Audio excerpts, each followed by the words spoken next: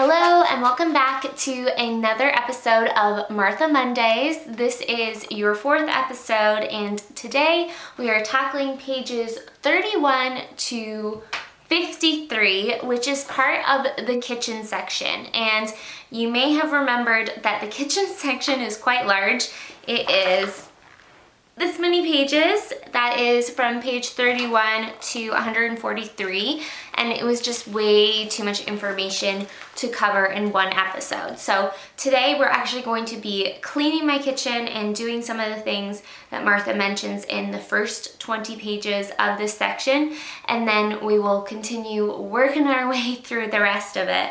So basically, the kitchen is the heart of the home. So there's a lot of information here and we're going to focus on a few things. I have made notes if you see me glancing this way, but Martha really stresses that this is the heart of the home. This is where everyone ends up, whether you like it or not. You might have the best room for hosting, but they're going to end up in your messy kitchen regardless. So there's lots to do. She has a whole intro where she kind of explains all the different kitchens she's had in her life and just very specific details. For example, her one house that she lived in, she calls it Federal Farmhouse on Turkey Hill Road in Westport, Connecticut.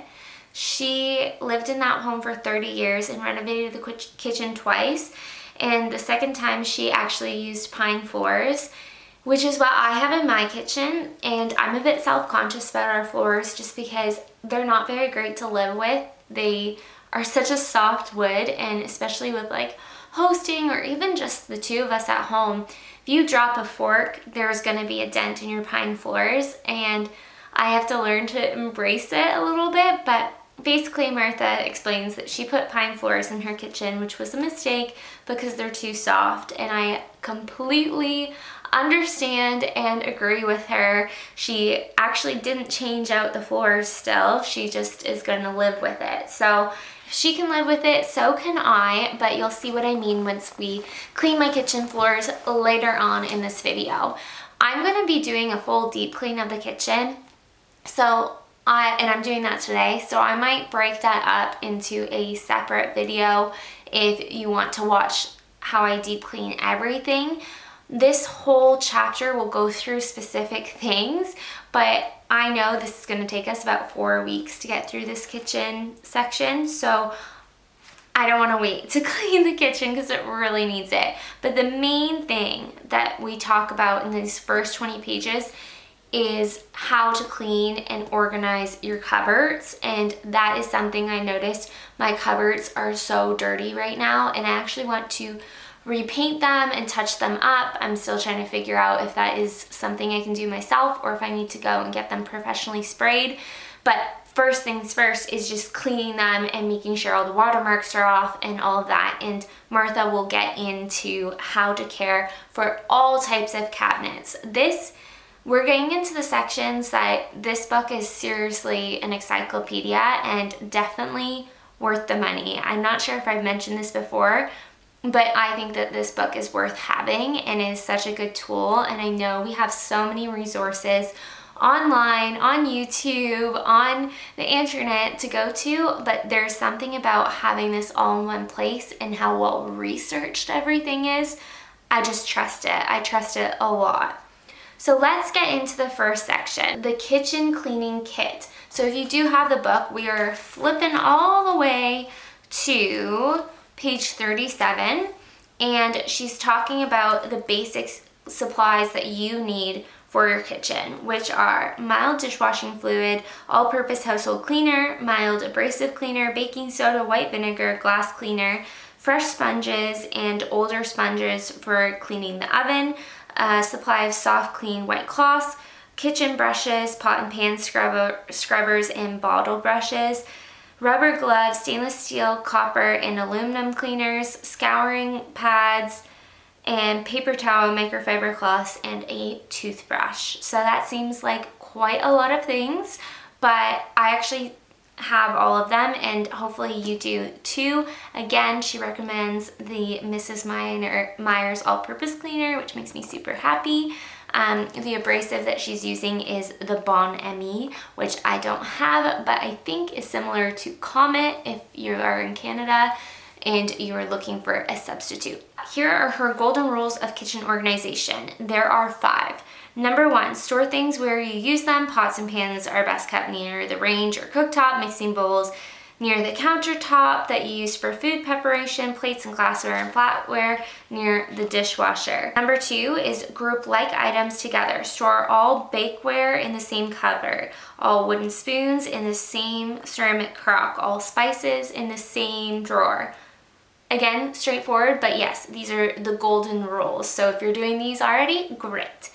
Number 3, store your most frequently used items in the most accessible places. Keep the things you use most at eye level. Store heavy items below the waist level and infrequently used items on the high shelves. Keep a step stool within easy reach, or keep them in another area of your house. For example, if you have a turkey tray, serving tray that you use twice a year, that doesn't need to take up space in your kitchen, that can actually be in the garage or in your basement or wherever you have extra storage.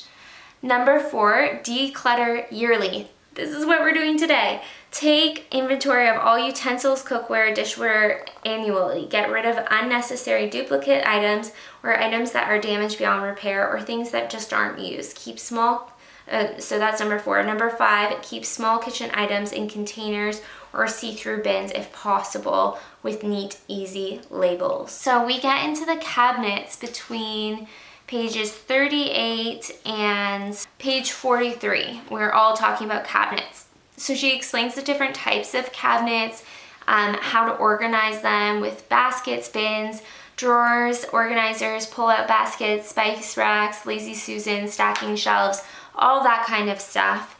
And then she explains just where things should go and how to protect the inside. So she suggests using drawer liners. I don't have drawer liners to add. Actually, I think I might have a roll of drawer liner, but I'm not gonna add that today. I might do that another day. We'll see how it goes. But she's talking about adhesive, felt, cedar, rubber, or cork drawer liners to help protect the actual wood of the drawer. And there's even a section in here on how to remove the adhesive if you need to. And then we get into cleaning. So the golden rules of cabinet care, I'm gonna explain those to you. There are 8, and that's what we're gonna focus on today when we clean together. Always spray down, number 1, is always spray down and apply cleaners to a damp cloth rather than to the cabinet itself. It doesn't explain why, I'm sure I don't know. I'm not entirely sure. It may be a reaction, maybe too much product, but that's the first one. Number 2, never use abrasive cleaners or scouring pads, which can cause permanent dull finishes. Number 3, avoid products containing silicone, which can cause damage to the finishes. Number 4, avoid cleaning products that are strongly alkaline or acidic. So this kind of goes back to, if you have been with us for the whole series, this goes back to the pH scale. So on your cabinets, you want to use as neutral as a product as possible. So that is cool that we're already getting use out of that pH scale, which was quite the thing to grasp. Number 5, avoid polishes containing petroleum solvents, which are toxic and flammable. Okay, not good for the kitchen. Number 6, avoid furniture spray polishes and creams and products containing wax because they can leave a buildup of film. So we want to keep it pretty basic. Number 7, never hang wet dish towels over the door of a sink or a base cabinet, which can cause permanent water damage. Yes, okay, I think a lot of us need to hear that one. Number 8, protect cabinets from heat damage by removing drawers of the cabinets adjacent or above the oven when the oven is in the self-cleaning feature. Okay, I've never done that. I don't know if that one's feasible for us. I'm just trying to think of how you would remove anything near our oven, but maybe that would be helpful. And then I'm not going to go through all of it because, like I said, this kitchen part is so comprehensive and it's definitely worth buying the book. But it goes through every single type of cabinet material and how to care for that specific material. So there is wood and like all the different types of wood and laminate and stainless steel and thermofoil. So it really goes into everything. So then she goes into countertops and she goes into how to care for cutting boards, which I'm actually going to make a how-to video on that, and that will be up very, very soon because I've never done this for my cutting boards and I'd like to try it out. So I'll definitely share with you my findings on that. But I think throughout this book, I'm gonna have to do that and pull out certain specific things and make full separate videos because there is just so much information. So then she goes into how to care for countertops though, and here are her rules for that. Never cut directly on countertops, no matter what the material is. Always use the cutting boards. Protect countertops, even heat-resistant stones.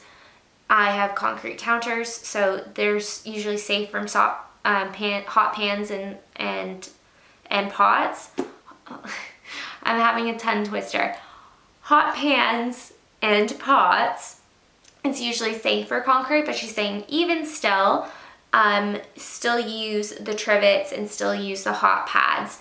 Now, wipe up spills immediately with a clean damp cloth and treat stains as soon thereafter as possible. The faster you address them, the more successful you will be in removing them. We will get into the stain removal process, but it is different for every type of countertop.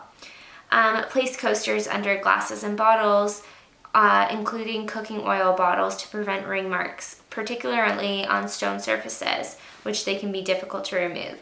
This is not something that we do. There are a lot of marks on our concrete countertops.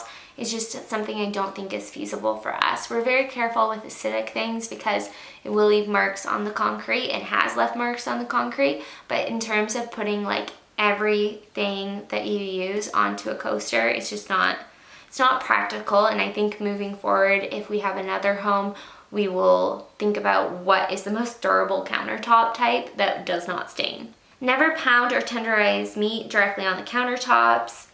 The impact from the metal or even wood mallet could gouge or crack the countertops. Avoid strongly abrasive scouring pads and cleaning tools such as steel wood that will scratch almost every surface. Mildly abrasive cleaners such as Bond ME nylon pads should be used very sparingly. If countertops have a polished finish, they should not be used at all. So then we get into the countertop materials and everything that you need to know about how to clean them. So again, I can't go through everything because there's so much information, but under each one, it will tell you how to restore or how to clean or treat stains. So there's a full section here on concrete and it tells me how to clean it, which is going to be with a damp cloth and mild dishwashing fluid. And then we wipe immediately with cold water. Although a sealer often offers protection, spills must be wiped up immediately. Acidic foods and cleaners will etch the surface. Cooking oil will leave a mark. Use coasters to prevent ring marks. So I kind of already knew that. But anyway, there's multiple pages just like this. There are 6 pages full of that. And then we will stop there because then we're getting into stone surfaces and a whole bunch of other information that we need to get to. So that is everything that Martha has to say so far about the kitchen. I'm excited to actually put this knowledge to use now and go clean all my cupboards and organize them and follow her steps for making sure that I'm actually preparing my cupboards in the right place and that everything makes sense where it is. And if it doesn't make sense, today's the day I'm gonna change it. It's gonna be a lot of work, but I'm ready.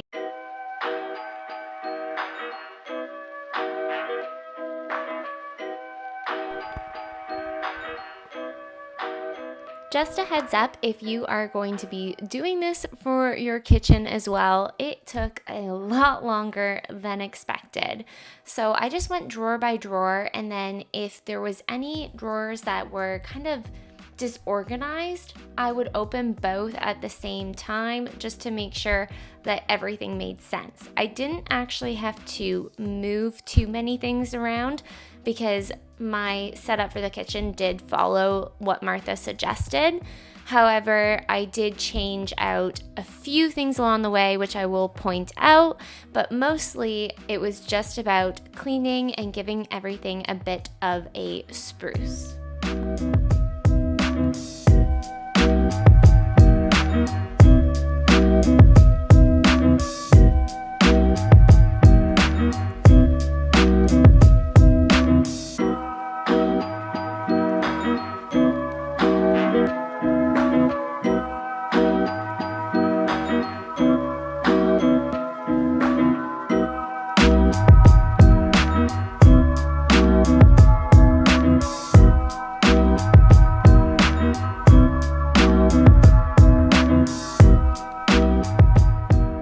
Please excuse my super old baking sheets. This is something that has been on my list for a while to replace. So I do just need to do it, but there's nothing wrong with these ones. So I don't know, it's hard to justify, but they just look awful. So I'm thinking of getting some of those ceramic stone ones. I don't know if you know what I'm talking about, but they have little pebbles on them, like dots, and they're beautiful. Come in a whole bunch of different colors, but I would probably go with just white. So let me know in the comments below, do you ever upgrade things before you need to? I just feel like since there's nothing wrong with them, it's really been stopping me from actually doing it.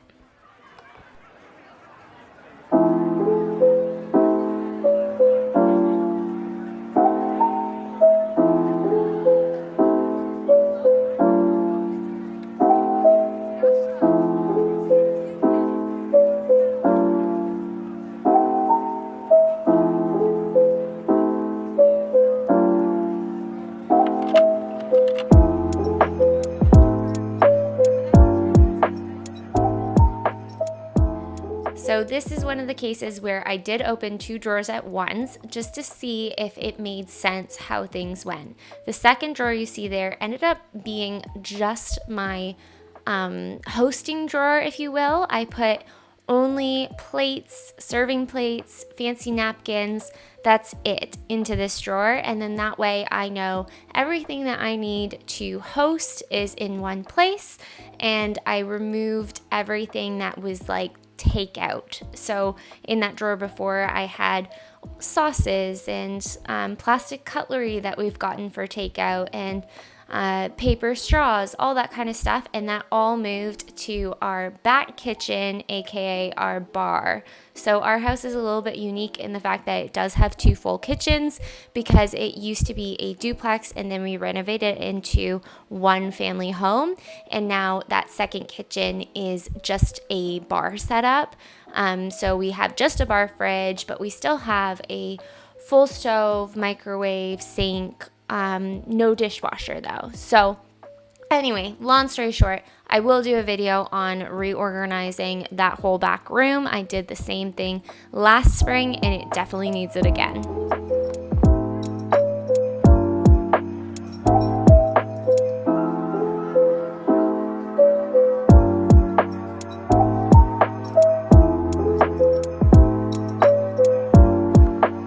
These 2 drawers had 0 organization, so I am really happy to have them done. I again wanted to make a hosting kind of drawer area. So these are all little bowls and things that I would use for hosting, and basically anything that is smaller. And then on the bottom drawer, I did the bigger, heavier things just because I felt like the weight of the drawer, it made more sense to put heavier things on the bottom. But I know that also means that you have to lean over and pick them up. So hopefully that was the right call.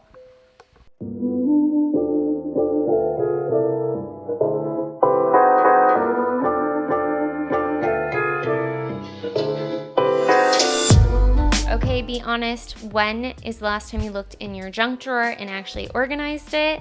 I feel so glad to have this done. I ended up grabbing a couple dollar store little containers to organize the batteries and all of that. So if you want to see an update on how that drawer looks now, make sure you follow me on Instagram at AfterTap, and that's where I post updates almost daily on things I'm doing in between filming videos.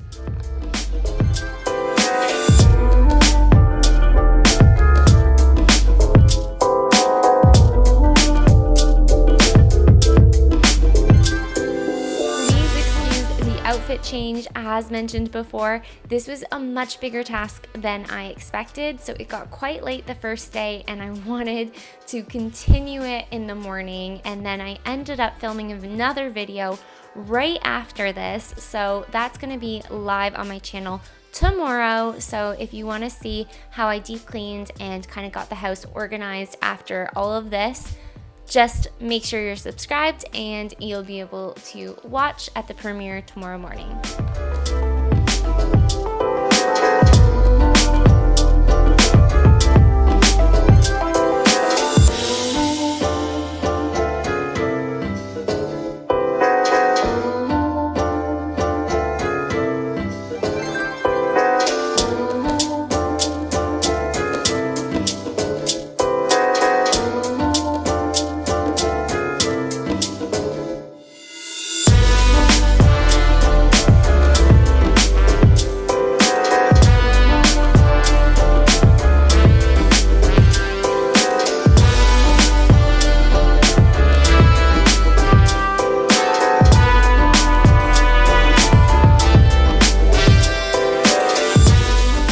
Wiped down and organized every drawer minus the pantries. We have a little pantry there and one in the corner over there, and I'm leaving that for another day because you know that takes forever. But here is everything that I am decluttering out of the kitchen, and there was a couple other dishes that I moved already, but just really random things that some of them like we want to keep obviously, but they don't need to be in the kitchen necessarily. All of this is expired and it was in our vitamin drawer. These pots can go out to where we keep all of our gardening stuff. So these are gonna get donated because we have other ones. So just little things like that, and I'm feeling much better. And now I am ready to actually wipe the cupboards on the outside anyway. So that will be the next step.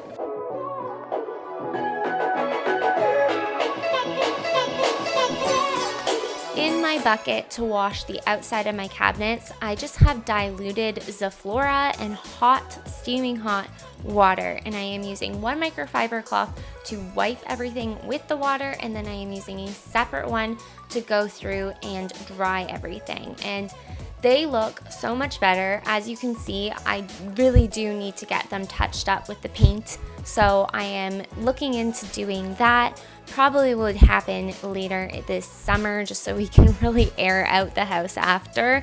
Or I don't know, maybe we have to take off every single cabinet and drawer and send it somewhere. I'm not really sure. I still have to research it.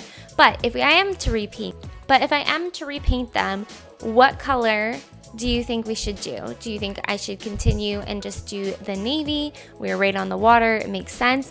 Or I've been loving olive. I don't know if that's just a trend, but olive cabinets are just so gorgeous. Or sage, that whole color wheel. Let me know in the comments if you have any ideas. Thank you so much for watching this Martha Monday, and I cannot wait to get into the next kitchen section next week. I'll talk to you soon. Bye.